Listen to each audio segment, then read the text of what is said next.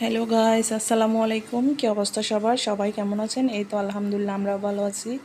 আজকের পর্বে আমি আপনাদেরকে দেখাবো গরুর মগজ বোনা। সবাই তো অবশ্যই পছন্দ করেন গরুর মগজ বোনা। বাচ্চাদের জন্য অনেক এটা হেলদি একটা খাবার। এভাবে রান্না করলে বাচ্চারা একদম খেতে পারবে। তো আজকে আমার রেসিপিটা আপনারা ফলো করে দেখেন, খুব ভালো লাগবে। চলুন তাহলে শুরু করি। এখানে আমি পরিমাণ মতো তেল দিয়ে দিছি। দেন এরপর হচ্ছে আদা রসুন পেস্ট দিয়ে দিছি ছোটো চামচে 2 চামচ। এরপর হচ্ছে 2টা পেঁয়াজ আমি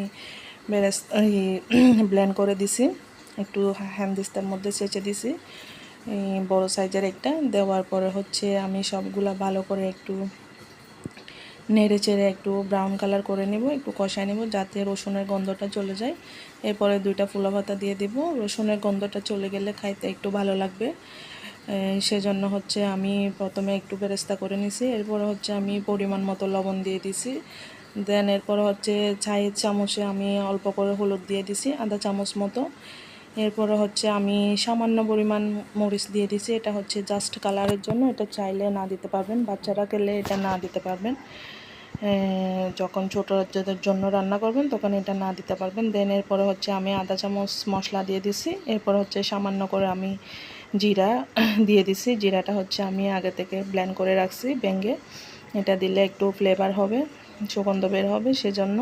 দেন এরপর হচ্ছে আমি সামান্য পরিমাণ পানি দিয়ে কষিয়ে নিব যাতে করে নিচে লেগে না যায়। আর 5 থেকে 10 মিনিট কষাই নেব যাতে করে মরিচের গন্ধটা চলে যায়। এরপর হচ্ছে আমি অর্ধেক টমেটো দিয়ে দিব।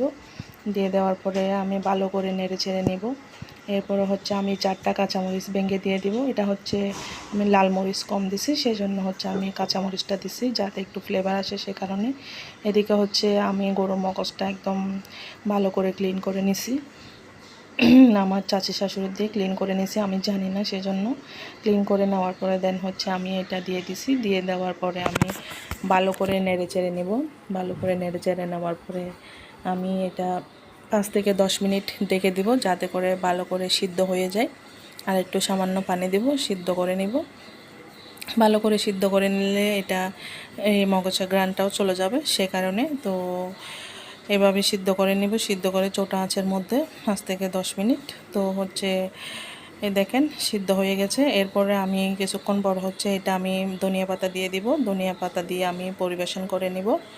তো আপনাদের যদি আমার রেসিপি ভালো লেগে থাকে তাহলে আমার চ্যানেলটা সাবস্ক্রাইব করবেন, আমার পাশে থাকবেন। ইনশাআল্লাহ সামনে আমি আরও নতুন রেসিপি নিয়ে হাজির হয়ে যাব। তো এই পর্যন্ত সবাই ভালো থাকবেন, সুস্থ থাকবেন।